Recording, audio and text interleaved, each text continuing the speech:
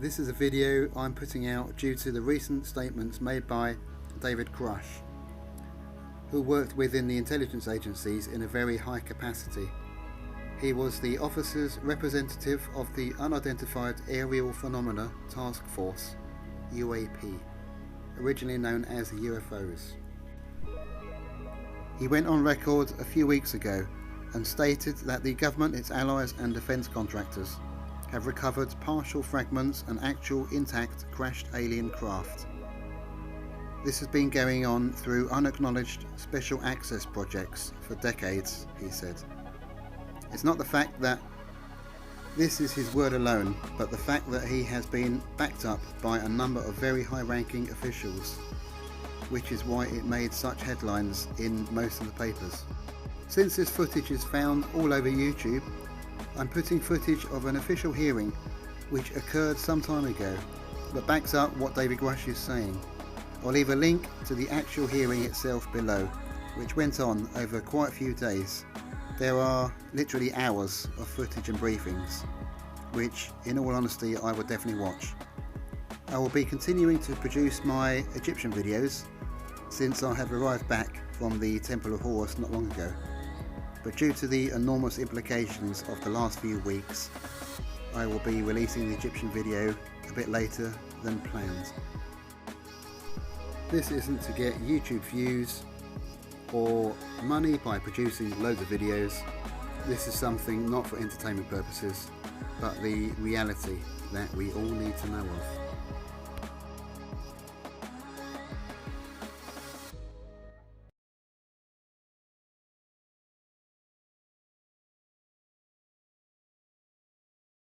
Thank you for inviting me here.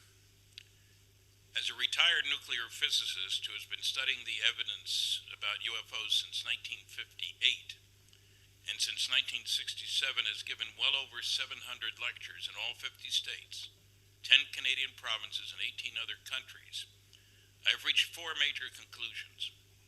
One, the evidence is overwhelming that Earth is being visited by intelligently controlled extraterrestrial spacecraft. In other words, some, underline 10 times, some UFOs are alien spacecraft. Most are not. Don't care about them. Two, there is no doubt that a small number of people within governments, both in the United States and overseas, have been actively covering up the truth about these visits. There really is a cosmic Watergate. Three, there are no good arguments against these conclusions, only people who haven't studied the relevant evidence. And four, flying saucer visitations and the cosmic Watergate represent the biggest story of the millennium. And I should say that I prefer the term flying saucer because all flying saucers are UFOs. Very few UFOs are flying saucers.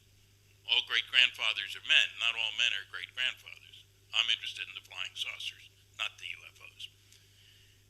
The basis for these conclusions: A, there are at least 5 large-scale scientific studies which provide substantial evidence. These include Project Blue Book Special Report Number 14, the largest study ever done for the United States Air Force, covering more than 3,200 cases with more than 200 charts, tables, graphs, and maps. It is quality evaluation, cross-comparison between unknowns and knowns. The official press release lied about the data. I'll document that in a minute. It is almost never referenced by UFO debunkers. Dr. Carl Sagan, we were classmates at the University of Chicago, claimed there are interesting UFO sightings that are not reliable, and reliable UFO sightings that are not interesting. But there are no cases that are both reliable and interesting. This statement was not backed up by reference to data, but is directly contradicted by the Blue Book Special Report 14 data. It was found that the more reliable the case, the more likely to be unexplainable. United States Air Force Secretary Donald Quarles, in the very widely distributed press release when the 1955 study was completed, flat out lied. It's a strong statement, and I'm sorry to make it, but it's true. He stated, quote, "We believe that no objects such as those popularly described as flying saucers have overflown the United States. Even the unknown 3% could have been identified as conventional phenomena or illusions if more complete observational data had been available. The fact of the matter in the report that he was talking about is that the unknowns comprise 21.5% of the cases, completely separate from the 9.3% listed as insufficient information. The 3% number was a lie. Furthermore, a statistical comparison of the unknowns and knowns showed that the probability that the unknowns were just misknowns was less than 1%. It must further be noted that the press release did not give the title of the report or the company that did the work, Battelle Memorial Institute. If they'd given the title, surely some newsman would have said, hey, what happened to reports 1 through 13? They'd never heard about them. The correct answer, had it been given, would have been that they were all classified.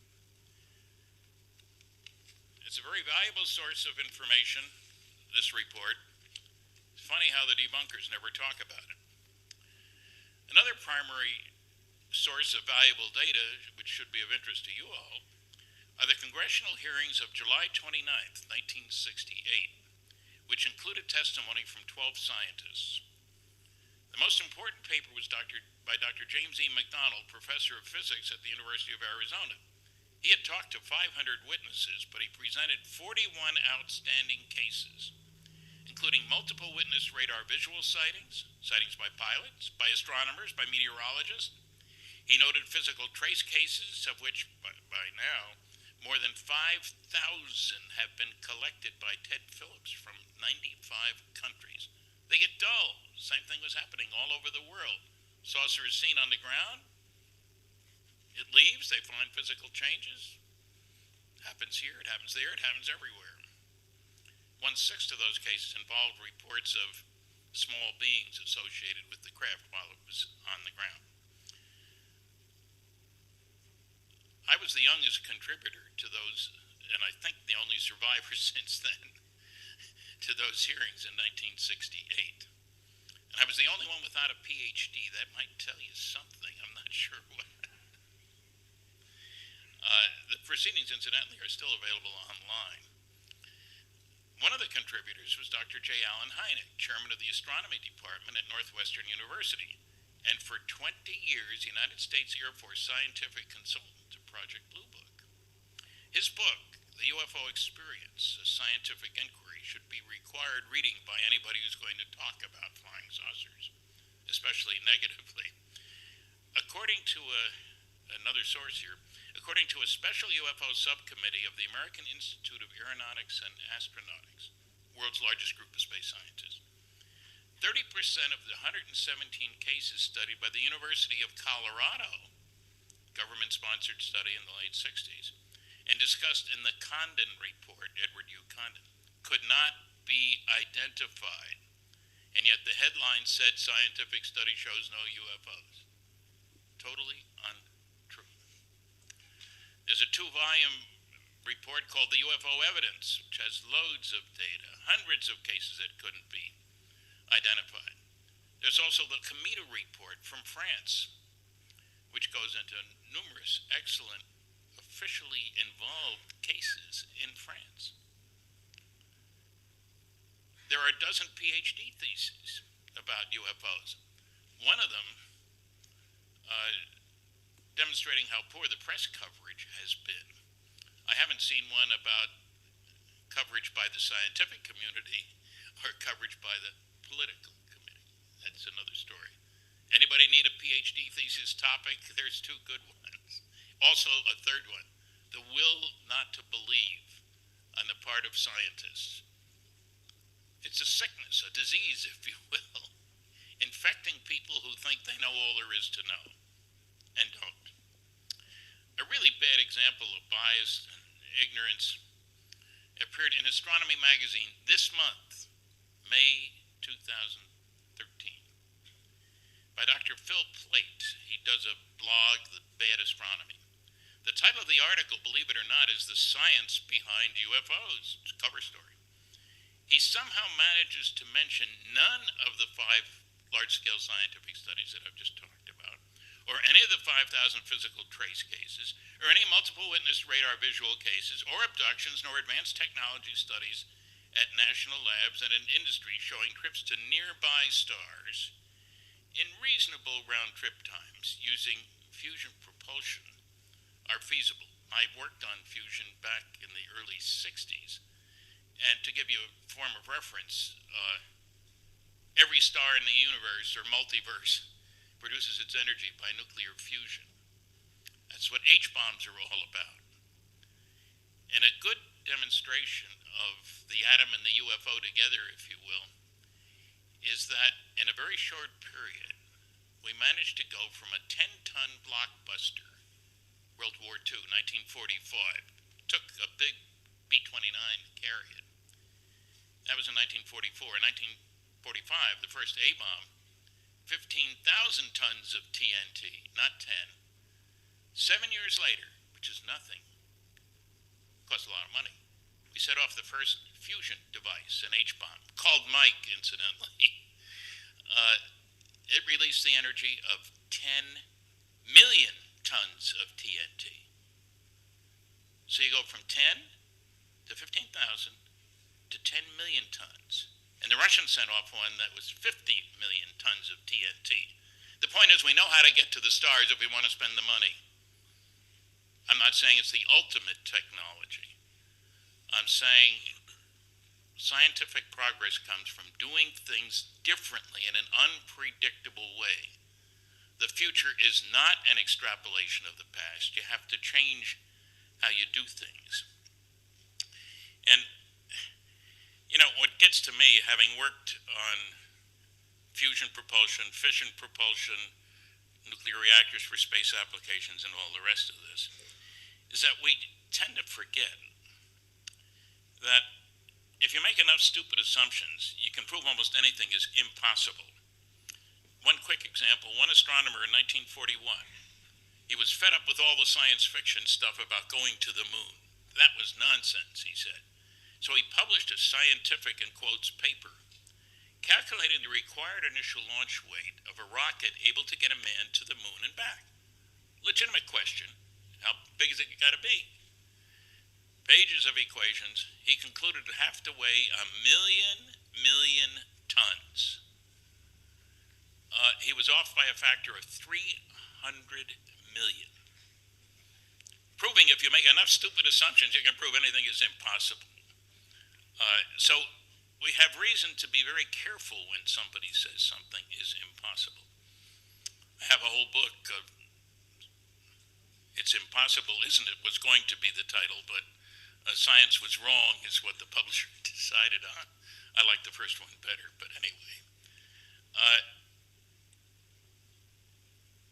Let's look at another progression, not only in bombs.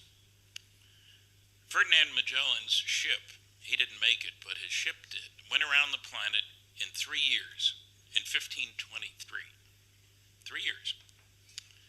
3 years before the mast, you might say. Science fiction writers had going around the world in 80 days in the 19th century. The space station goes around the world in 90 minutes. Progress comes from doing things differently. A second problem I found, I worked under security for 14 years for major companies like GE, GM, Westinghouse, McDonnell Douglas, TRW Systems, Aerojet General Nucleonics. I set a record for working on canceled government-sponsored research and development program. Not intentionally, you understand. Another one of the false myths is that governments can't keep secrets. 2 astronomers have demonstrated this. Dr. Seth Shostak of the SETI Institute, you know, S-E-T-I, that stands for Silly Effort to Investigate, incidentally. That's another story, which I've written about in the book. Said you can prove that the government can't keep secrets by how badly FEMA fouled up with Katrina and how poorly the post office is operated. Now, if you can see a connection between either of those things and governments keeping secrets, I sure can't. He didn't mention the CIA, the DIA, the NRO, the NSA, and all those other alphabet soup agencies. Another great astronomer, Dr. Neil deGrasse Tyson, head of Hayden Planetarium, he said the proof that governments can't keep secrets is shown by how much we know about President Clinton's genitalia. Now, if you can figure that one out, you're better than I am. Now, the proof, and I'll show some of this in my lecture Tuesday night, about government cover-up. It's not just an idle concept. If you wish, you can get a hold of 156 top secret Umbra NSA UFO documents. They're not very interesting because all you can read is one sentence per page. Everything else is whited out, not blacked out. They said that was too impressive on television when I used that. They told me this. And the reason is everything else is sources and methods. 98% sources and methods, and 2% UFOs, but it's filed under UFOs. Come on, that makes no sense. You can get a bunch of CIA, and I'll show some of these too, blacked out UFO documents. So highly redacted that you can read about 6 words per page. And my favorite thing, and it took me 3 years to get this, was one of the CIA UFO documents that says on the top, deny in toto. They couldn't find 6 lousy words to declassify. Something's wrong here. And I have to tell you, 1 minute? Okay, I won't tell you. Maybe I'll tell you that Tuesday night. One more thing. Air Force General Carol Bolender stated that UFO reports which could affect national security, he was asked to look about what we should do about Project Blue Book, are not part of the Blue Book system. UFO reports which could affect national security are not part of the Blue Book system. Incredible statement. I located him, I talked to him on the phone, he verified there are 2 separate reporting channels. He never heard that from the Air Force. His job was to decide what to do about Project Blue Book, and it was canceled because of this memo. But the public never heard that he said, reports which could affect national security are not part of the Blue Book system. People are surprised. Just one more sentence here, 2 sentences. I've won several debates on UFOs. I've only had 11 hecklers and over 700 lectures. It's past time for the press, scientific, and political communities to do their homework. And I should add, at least 3 UFO crashes have occurred.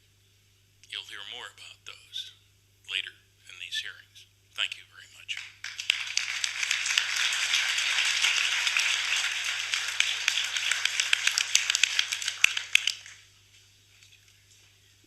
Chairman Bartlett and distinguished citizen hearing on disclosure panelists and my hearing colleagues.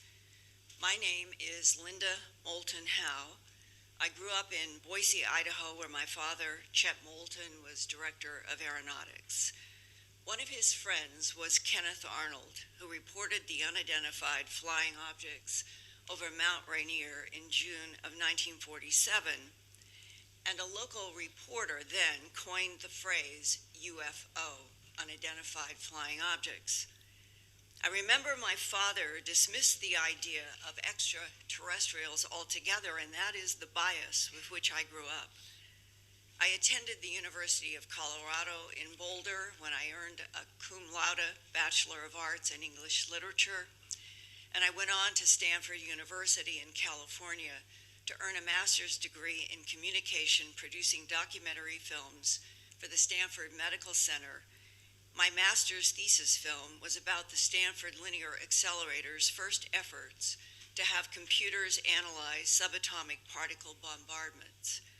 From Stanford, I went to TV news at KNBC in Los Angeles, where my beat was science, environment, and medicine. Later, I was honored at WCVB in Boston as a producer sharing the station's Peabody Award for Science and Medical Programming Excellence. Then I became Director of Special Projects at the Denver CBS affiliate KMGH-TV. I produced, wrote, directed, edited, and reported a dozen TV documentaries about several live issues in the Colorado area and produced studio shows about science, medical, and environmental issues that earned 3 regional Emmys, 1 national Emmy nomination, and several other documentary film awards. I stress this only to say that when people address the mainstream media and those that are professionals not paying attention to this very important issue, that is not true. Many of us have tried. One of my documentaries was an investigation of the strange bloodless, trackless mutilations of animals ranging from cattle and horses to goats, sheep, pigs, and rabbits, and even wild animals such as deer, elk, and a marmot. Many of you may not know that the United States Forestry Department for decades has had photographs, I've seen them with my own eyes, of deer and elk with the ear, the eye, the tongue, the jaw flesh, the genitals, and the rectum cord out, all bloodless. But that is also kept as a top secret unless a reporter like myself ends up getting a leak from somebody who is inside the forestry department and shows me the photos. Now, these mutilations at the time that I was in Colorado in 1979 have been appearing in a series of repeated cycles since the early 1960s. And I came to learn that they were not confined to Colorado, but they were all over the United States, Canada, and other parts of the world. The first research interview that I did for that animal mutilation documentary was with former Logan County Sheriff Tex Graves. He told me bluntly on my first meeting with him, quote, "The perpetrators of animal mutilations are creatures from outer space," close quote. But he would not go on the record in front of a camera and say those words for a public to see. He said, "You will have to get somebody else to tell you that truth." And in fact, a few ranchers told me about beams of light from round or glowing objects in the sky that they had seen with their own eyes pick up cattle from a pasture or lower an animal to a pasture, dead with the same bloodless excisions. The beam transport would explain why there are no tracks, not even the animal's own tracks, around bodies that are found on dusty pastures that have no grass. The animals are found in what is equivalent to face powder with no tracks around a 2,000-pound or 1,800-pound animal that has an ear, eye, tongue, jaw flesh, genitals, and rectum removed without any blood. The documentary that I produced, A Strange Harvest, was awarded a regional Emmy. Home Box Office in New York City later contacted me to follow up on A Strange Harvest with an hour special for HBO with the working title, UFOs, the ET Factor. A contract was signed, and New York attorney Peter Gersten, who filed the first Freedom of Information request back at the end of the 1970s for information about UFOs, and his filing went to the CIA, the NSA, the DIA, the NRO, and other military offices. He arranged for me to have a meeting at Kirtland Air Force Base in Albuquerque. Mr. Gersten had received correspondence from an agent at the U.S. Air Force Office of Special Investigations about a dramatic landing of a disc and humanoid entities at Ellsworth Air Force Base in South Dakota. I was to go to a meeting at Kirtland Air Force Base and get the names, addresses, and phone numbers of some of the eyewitnesses of an exchange between our military security and something from this landed disc. But instead, the agent took out of a desk drawer pages a document of sorts and handed them to me saying, "My superiors have asked me to show this to you. You can read it, you can ask me questions, but you cannot have this paper," and ordered me to sit in the middle of the room in order to read the document that he was handing me.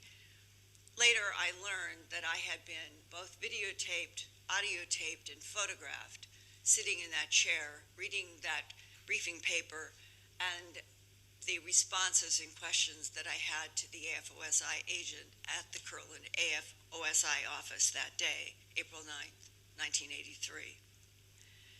The document had a title, all caps on a front page, quote, "Briefing paper for the President of the United States on the subject of unidentified aerial craft," and in this document the phrase unidentified aerial vehicles was also used, UACs and UAVs instead of UFOs. The document gave a history of the U.S. government's history of retrieval of crashed or landed craft in Roswell, Aztec, and Magdalena, New Mexico, northern Arizona, and northern Mexico south of Laredo, Texas, and a second series of one or more crashes in the Roswell area in 1949. The alleged presidential briefing paper also described information from a live extraterrestrial biological entity, the acronym is EBA, EBE, taken from a crash site near Roswell, New Mexico in 1949, 2 years after the historically famous 1947 July crashes of not discs, but my understanding is wedge-shaped craft that contained small humanoid bodies, both dead and alive. I was told that one of the first scientists brought in on autopsies of dead alien bodies was a herpetologist who studies snakes and reptiles. The skin and eyes of the non-humans were described as scaled like a snake's body, and the eyes had vertical slit pupils beneath dark protective lenses. Since April 9, 1983, I have witnesses and physical evidence that support that alleged presidential briefing paper shown to me at Kirtland Air Force Base, and I have been reporting about the hardest facts and evidence that I have been able to muster as an investigative reporter since then for television, for radio, and for books that I have done. Today, on April 29th, 2013, 30 years later, as a longtime TV producer and investigative reporter who produces the science and environment website earthfiles.com and also reports monthly for Premier Radio Network's broadcast of Coast to Coast AM in Los Angeles, I can, before you today, assert that the pressure of facts accumulated from military and intelligent eyewitnesses, from ranchers and pathologists, from pilots and astronauts, from fellow human experiencers in the UFO abduction syndrome, and from leaks by scientists and computer experts who have worked on back engineering extraterrestrial technologies extracted from non-human craft, there is no doubt that the United States government since World War II and the FDR and Truman administrations has known about the extraterrestrial interactions with Earth and that their policies of denial in the alleged interest of national security are still in effect. My greatest challenge as a journalist is to get on the record what I am told by military and intelligence agents and other eyewitnesses on the record. National security in what is supposed to be a democratic government of, for, and by the people is not served by lies and secrecy. Every American and the whole world deserves the truth about non-humans, past, present, and future, interacting with this planet. Thank you.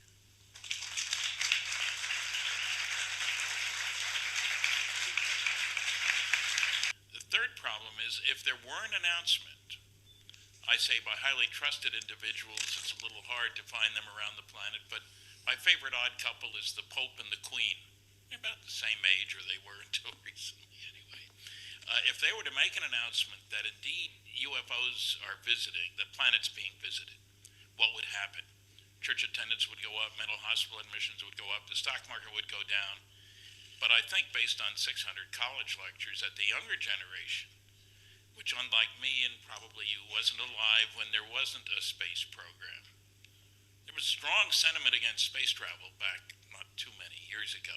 The younger generation would push for an Earthling orientation. Let's face it, from an alien viewpoint, we are all Earthlings. Terrans, as the science fiction writers would say. I know of no government on this planet that wants its people to owe their allegiance to the planet instead of that individual government. As far as I can tell, nationalism is the only game in town.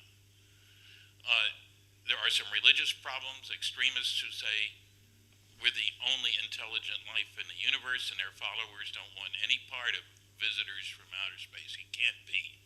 The planet was created in 4004 BC instead of 4 billion in 4 BC. A final thing, I have 7 times heard of cases in which pilots were scrambled to chase UFOs. There was a regulation issued, shoot them down if they don't land when instructed to do so, when 7 pilots didn't come back. These were quiet discussions. These were not big public things. And if I've heard 7, there are a lot more cases like that. There were 200 fatal military plane crashes between 1951 and 56, including 5 where the pilots had over 100 missions in Korea, where there were MiGs trying to shoot them down. That's a pretty good pilot to survive that. Comes back to the United States, no MiGs, and his plane, as the New York Times said, disintegrated or disappeared. 2 strange terms to use in this context. So no families were told anything about that.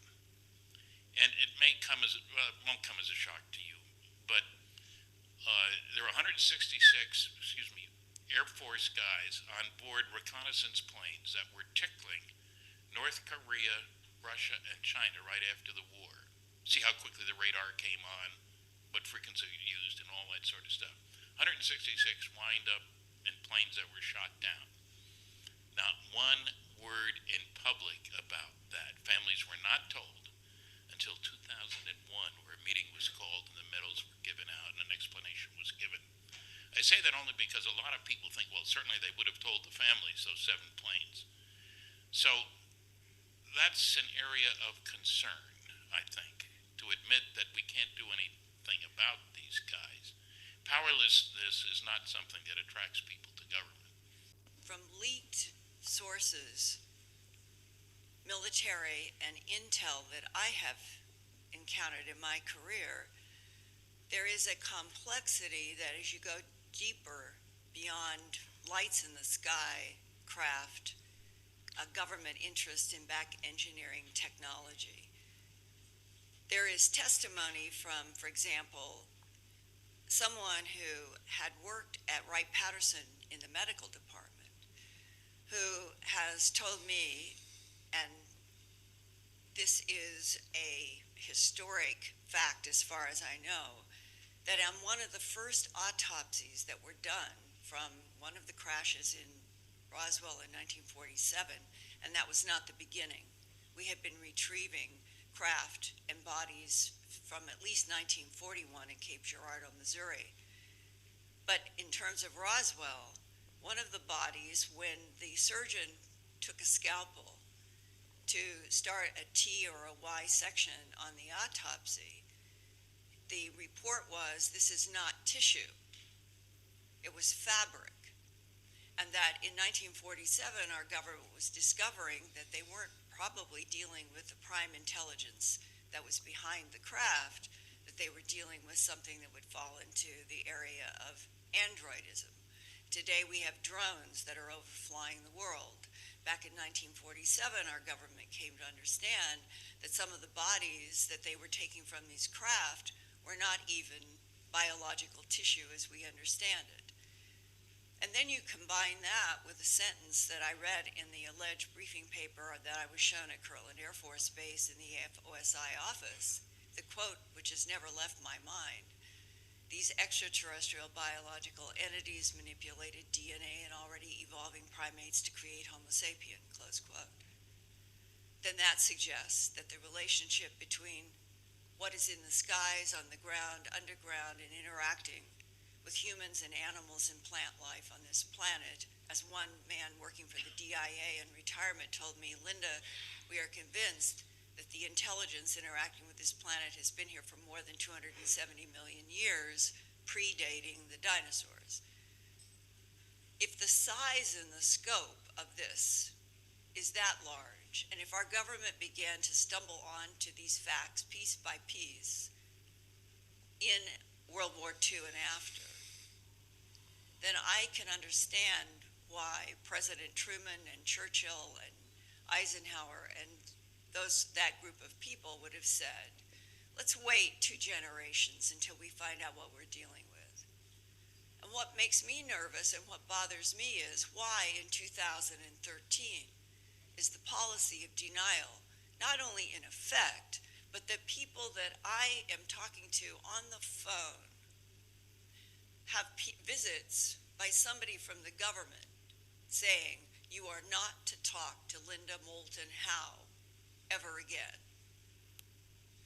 Something is very wrong in the underbelly of this country that I think is related directly to a policy of denial from World War II about the fact that extraterrestrial biological entities, to use our government's own phrase in its own alleged documents, are interacting with this planet, have been for centuries, and that there is an intimate relationship between what we are and what they made. And that might explain why there's no wholesale evidence anywhere that the non-humans want to kill humans.